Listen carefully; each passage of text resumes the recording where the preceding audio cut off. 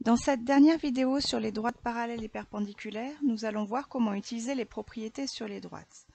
Alors, quand je parle de propriétés, il s'agit en fait de deux propriétés. La première est, si deux droites sont perpendiculaires à une même troisième droite, alors ces deux droites sont parallèles entre elles. Et deuxième propriété, si deux droites sont parallèles et si une troisième droite est perpendiculaire à l'une, alors elle est perpendiculaire à l'autre. Donc ces propriétés sont légèrement différentes, il ne faudra pas les confondre et du coup il faudra utiliser la bonne propriété suivant l'exemple que l'on vous donne.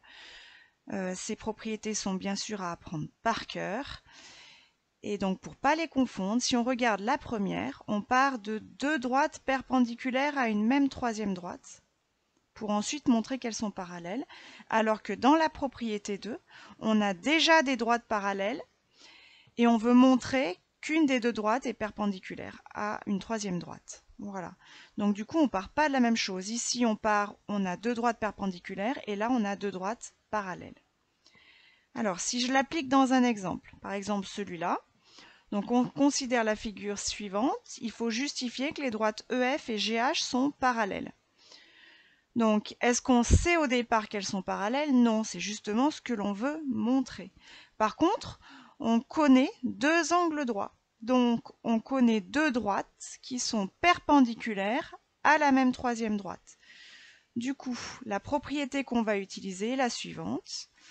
Les droites EF et FG sont perpendiculaires, les droites GH et FG sont aussi perpendiculaires. La propriété est, si deux droites sont perpendiculaires à la même droite, alors ces deux droites sont parallèles.